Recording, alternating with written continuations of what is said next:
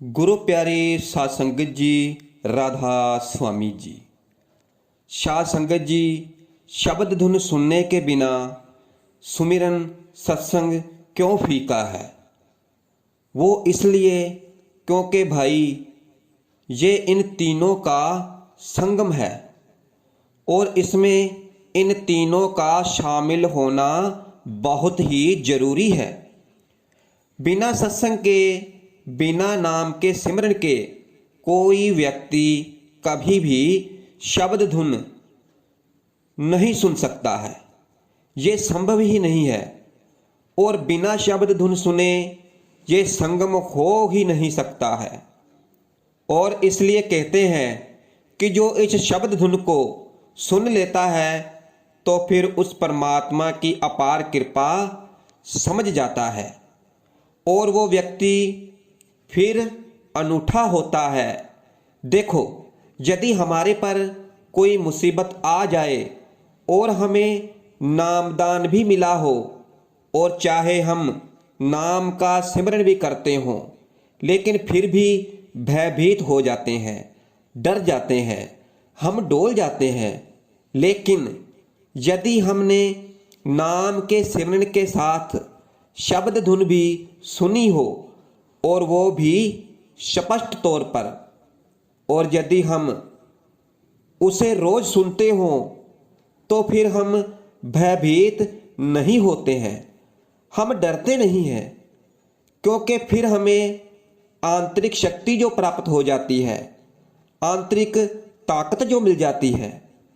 देखो, यदि रोजाना सत्संग सुनने के बाद भी अभी तक हमारा कुछ बना नहीं है और हम उस मजमून तक नहीं पहुंच पाए, तो फिर भाई हमें सत्संग सुनना केवल एक कार्रवाई हुई कि सत्संग सुन लिया, अपना फर्ज निभा दिया और आ गए घर को।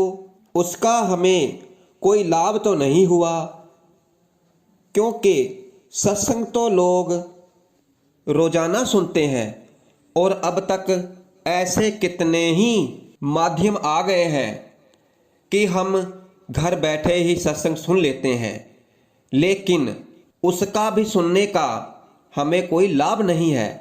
अगर हमने सत्संग सुनकर भी उस पर अमल नहीं किया तो हमें कोई लाभ नहीं है। जैसे हम सत्संग सुनते हैं और फिर सत्संग सुनकर वहाँ से निकले और अभी घर भी नहीं पहुँचे और रास्ते में किसी से कोई वाद विवाद हो गया और हम लड़ने लग गए, तो फिर भाई आप ही बताइए कि हमें सत्संग सुनने का कोई फायदा हुआ? क्योंकि मन में तो अभी भी क्रोध भरा पड़ा है, नफरत बड़ी बड़ी है, तो फिर हमें क्या लाभ होगा? और इसी तरह हमने सुबह उठकर नाम का सिमरन किया और फिर जब दुनिया के काम धंधों में लगे तो फिर वही सब करने लग गए, तो फिर कुछ फायदा हुआ? अब हम ये समझने की कोशिश क्यों नहीं करते कि ऐसा क्यों होता है कि हमने सत्संग भी सुना और वो भी पूरी ईमानदारी से, और सिमरन भी किया पूरी ईमानदारी के साथ, लेकिन फिर भी हमारा कुछ बना क्यों नहीं? कभी इस बात का विचार किया है? और वो इसलिए क्योंकि भाई एक चीज छूट गई, शब्द धुन सुनना ये छूट गई। हमने शब्द धुन नहीं सुनी, और अगर हमने शब्द धुन सुन ली होती और हमारा पूरा काम सही सही हो जाता तो फिर हमारा ये भटकना बंद हो जाता, ये हमारा भटकना नहीं होता। और हम सबकी यही परेशानी है कि हम ये दो काम तो कर लेते हैं, लेकिन ये जो तीसरा मुख्य काम है ये नहीं करते हैं, यही भूल जाते हैं। क्योंकि शब्द धुन सुनने वाला कभी भी भयभीत नहीं होता, उसे कोई डर नहीं रहता, वो निडर हो जाता है। क्योंकि जब कोई व्यक्ति शब्द धुन सुनने लग जाता है तो फिर जब उस पर कोई मुसीबत आ जाती है तो फिर डरता नहीं है, जो कि पहले शब्द धुनने से भयभीत हो जाता था। और शब्द धुन सुनने वाले को सच्चाई समझ में आ जाती है, हकीकत समझ में आ जाती है कि भाई वो चीज़ जिसे शब्द धुन कहते हैं उसकी उस घर से इस घर में, इस निज घर में जानकारी इसलिए हो तो बहुत कठिन कार्य है, लेकिन उनके लिए नहीं है जो गुरु की रजा में रहते हैं, गुरु के हुक्म में रहते हैं, अपने गुरु पर विश्वास करते हैं, उनके लिए नहीं है। क्योंकि भाई रोज अभ्यास ही तो करना है, और क्या करना है। अब समझो कि ये पैसा कमाना कितना मुश्किल काम है, लेकिन जब हम रोज अभ्यास करते हैं तो फिर हम पैसा कमा लेते हैं, और इससे ही हमें मज़ा नहीं आता, इसमें ही हमें आनंद नहीं आता। सत्संग सुनते हुए बहुत सारी ऐसी जीव आत्माएं हैं जो यहाँ से चली गई, और जब उनके जाने का समय आया और यदि हमारी पहचान में रहा हो, आप किसी व्यक्ति को जानते हो जो तुम्हारा जानकार हो और उसे असाध्य रोग लगा हो, और उस समय मृत्यु के समय वो कितना भयभीत हो जाता है, क्योंकि वो डरता है। और आप देखिए सिमरन करने वाला भी डरता है, लेकिन वो व्यक्ति निडर हो जाता है जो शब्द धुन सुनता है। इस देही विच नाम निधान, पाइए गुर के हेत अपार। इस देही विच नाम निधान है, पाइए गुरु के हेत अपार। तीसरी पातशाही श्री गुरु अमरदास जी महाराज फरमाते हैं कि इस देही विच नाम निधान है। नाम निधान का मतलब है ये शब्द धुन, और ये गुरु की अपार कृपा से ही सुनी जा सकती है। और भाई उनकी कृपा तो हमारे ऊपर हो चुकी है, क्योंकि उनकी कृपा से ही तो हमें नामदान की बख्शिश हुई है। इस देही विच नाम निधान है, पाइए गुरु के हेत अपार। और इसी बात को पहली पातशाही श्री गुरु नानक देव जी महाराज ने समझाया है। देही अंदर नाम निवासी, आपे करता है अविनाशी। अपने आप स्वयं अविनाशी हमें इस बात का एहसास दिला देता है, और हमें केवल करना यही है कि ये जो हमारे अंदर संगम है इसे पूर्ण संगम मनाएं। पूर्ण संगम इसलिए भाई ये सत्संग जो सुन रहे हैं उसमें से भी कई लोग ऐसे होंगे कि जिन्हें सत्य रोग लग चुका हो, जो बैठ नहीं पाते और शब्द धुन सुन नहीं पाते हैं, और वो कहते हैं कि हम शब्द धुन कैसे सुने, क्योंकि अब तो मैं बैठ नहीं पाता हूँ।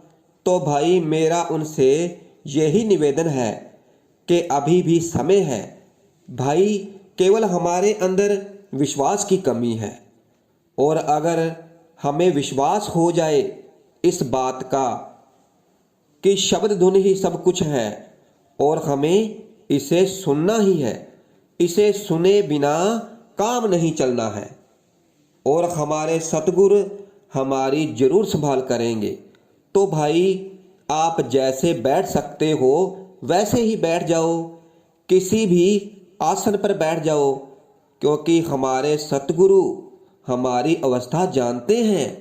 क्योंकि भाई शब्द धुन सुनने के लिए किसी विशेष आसन की जरूरत नहीं है।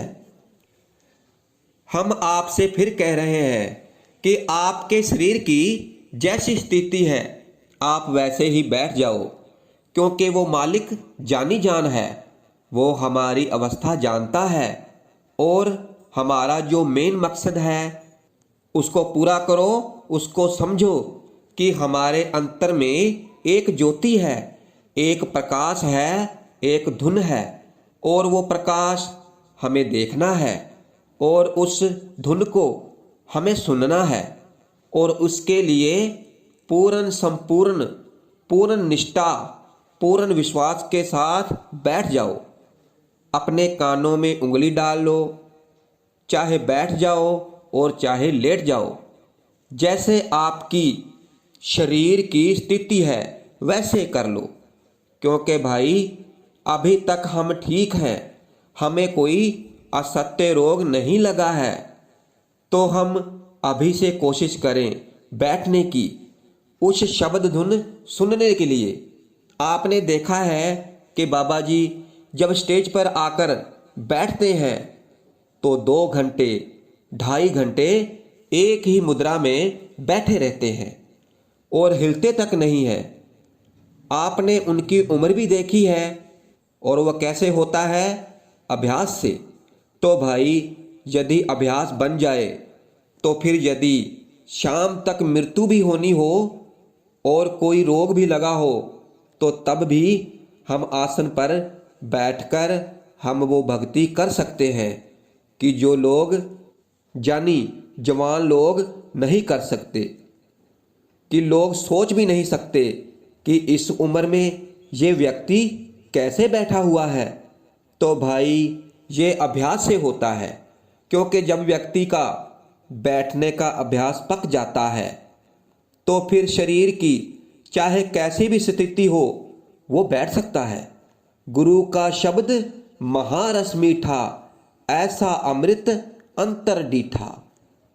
तो भाई ये सचमुच रस देता है और इसकी मिठास इतनी है कि इन शब्दों में बयान नहीं किया जा सकता है।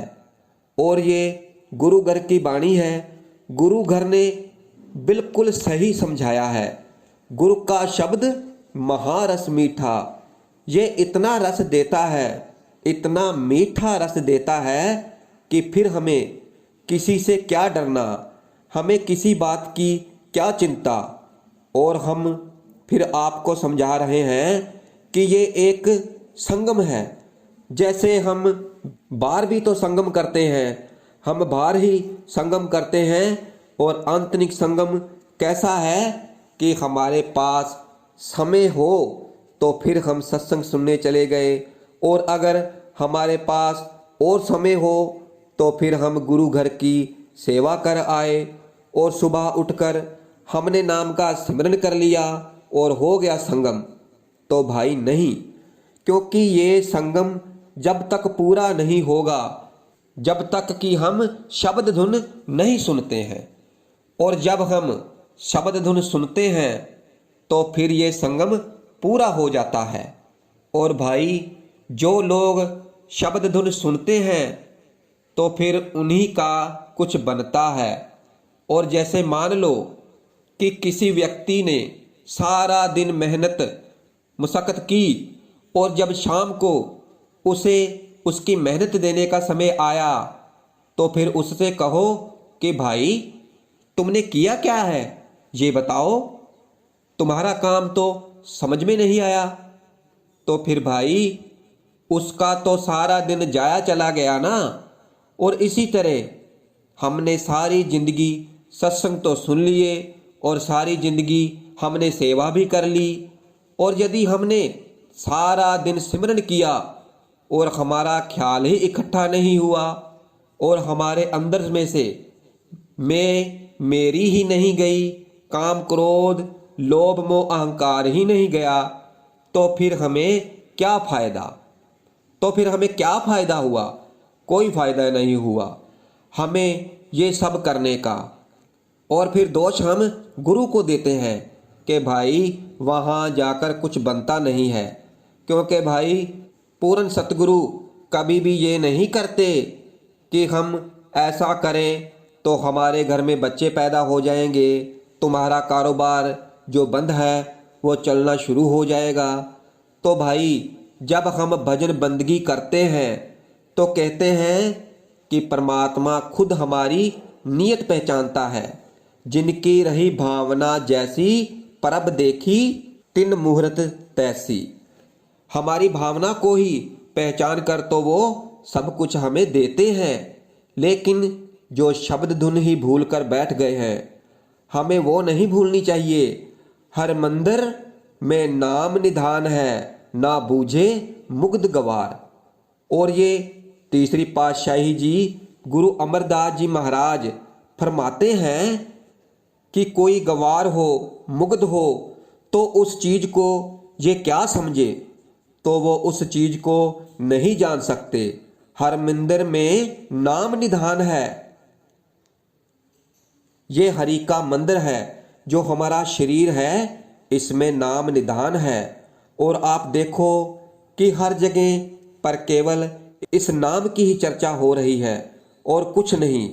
और ये नाम, ये शब्द है, और इस शब्द के अंदर जो धुन है वही सब कुछ है, और इसी को हमने सुनना है। और इस शब्द धुन को सुनने के साथ ही ये जो हमारा ख्याल जो चारों तरफ फैला हुआ है, ये सिमटता है, और फिर हमें अपनी पहचान होती है, हमें अपने आप की सोझी आती है। धुन सुनकर मन समझाई, कोट यतन से ये नहीं माने।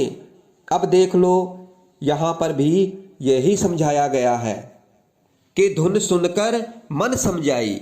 हमारा फैला हुआ ख्याल अपने आप इकट्ठा होने लग जाता है, और हम बारीकी से बारीकी ढंग से समझाने की कोशिश करते हैं कि समझ में आ जाए। जैसे माँ, बहन, भाई, बच्चे जो भी हो, सबको अच्छी तरह से समझ में आ जाए। केवल शब्द धुन, केवल धुन सुनना ही एक ऐसा जरिया है जो हमें यहाँ से मुक्ति दिला सकता है। क्योंकि सिमरन करने की तो हमें कुदरती आदत है। हम नाम का सिमरन करते रहते हैं, गुरु का सिमरन करते रहते हैं, बहुत अच्छी बात है। लेकिन अगर हम उस पर अमल करें, यानी अगर हम सुमिरन के साथ, गुरु के सुमिरन के साथ अगर हम शब्द धुन भी सुनने लगे, तो फिर तो हमारी जिंदगी ही बदल जाएगी, हमारी आदतें बदल जाएंगी, हमारा स्वभाव बदल जाएगा। जैसे मानो कि आपने बड़े प्यार से सत्संग सुना, सुमिरन किया गुरु नाम का, लेकिन उसके बाद यदि आपकी किसी से थोड़ी सी बात को लेकर लड़ाई झगड़ा हो जाता है और आपने उसे बुरा भला कहा, अपना सारा गुस्सा उस पर निकाल दिया, तो फिर भाई इससे आपको कोई फायदा नहीं होगा। और अगर हम शब्द धुन सुनने लग जाते हैं तो फिर हमें सोझी आ जाती है, हम समझ जाते हैं, फिर हमारे दिल में किसी के प्रति नफरत नहीं होती है, हमें सभी अपने लगने लगते हैं। क्योंकि उसे सभी जो कुछ भी जीवन में हो रहा है, चल रहा है, उसे फिर उस परमात्मा की ही रजा लगती है और वो उसी में खुश रहता है। और ये केवल होता है शब्द धुन सुनने पर। इसलिए अगर संगम करना है तो फिर पूरा करो, और सत्संग सुनना है तो जरूर सुनो, अच्छी बात है, रोजाना सुनो। लेकिन जो सत्संग में फरमाए गए हैं, जो सत्संग के वचन हैं, जो वचन हमारे सतगुरु हमें समझाते हैं, उन पर अमल भी करो, उनको अमली जामा पहनाओ। और सिमरन करते हो, बहुत अच्छी बात है, और करना भी चाहिए, और हमें करना भी है, रोजाना करना है, लेकिन फैले हुए ख्याल के साथ नहीं, सुरत के साथ नाम का सुमिरन करना है। और फिर शब्द धुन को सुनना है, और रोजाना शब्द धुन सुनने की प्रैक्टिस करनी है। और फिर चाहे आपकी आयु कितनी भी हो, अगर आप बीमार हो, आपको कोई रोग लग चुका है, तो कोई बात नहीं, आपको जब भी समय मिले तो आप सुमिरन करो, और सुमिरन के साथ शब्द धुन भी सुनो। अगर आप शब्द धुन सुनने लगे तो फिर देखना कि आपको क्या क्या लाभ होते हैं। आपको क्या कुछ नहीं मिलेगा, सब कुछ मिलेगा। बोली में भी आपके सुधार आएगा, और जीवन में भी आपके सुधार आएगा, और आपके घर परिवार में भी सुधार आएगा। और आपको खुद महसूस होगा कि भाई हमारा तो जीवन ही बदल गया। और इसके लिए ना तो हमने कोई पैसा खर्च किया, ना ही हमें कोई मेहनत करनी पड़ी, और ना ही हमें कहीं पर जाना पड़ा। हमें कुछ करने की जरूरत नहीं, हमें केवल नाम का सिमरन करना है और उसके बाद भजन करना है। और अपने भजन की बैठक बढ़ाते जाओ, 2-2 घंटे, 2.5 घंटे भजन करो। और फिर चाहे बाहर दुनिया में कितना भी शोर शराबा क्यों ना हो रहा हो, फिर आप कानों में बिना उंगली डाले भी शब्द धुन सुन सकते हो। और ये बात बिल्कुल सच है कि बिना कानों में उंगली डाले भी आप शब्द धुन सुन सकते हो। और जब एक बार यह शब्द धुन सुनाई देने लगी तो फिर हमेशा सुनाई देती है। कई कहते हैं कि पहले सुनाई देती थी लेकिन अब बंद हो गई। तो भाई ये शब्द धुन 24 घंटे चलती रहती है, ये कभी बंद नहीं होती है। बस हमने ध्यान देना छोड़ दिया है, क्योंकि ये कभी बंद नहीं होती है। और ये तभी बंद होती है जब हमारे शरीर से आत्मा चली जाती है, तब। इसलिए सच्चे मन से, सच्चे हृदय से सतगुरु का ध्यान करो, सुमिरन भजन करो और इस शब्द धुन को सुनो, बार बार सुनो, बार बार कोशिश करो शब्द धुन सुनने की। क्योंकि भाई बिना शब्द धुन सुने हमारा सिमरन भजन फीका है। इसलिए भाई हमें शब्द धुन जरूर सुननी है।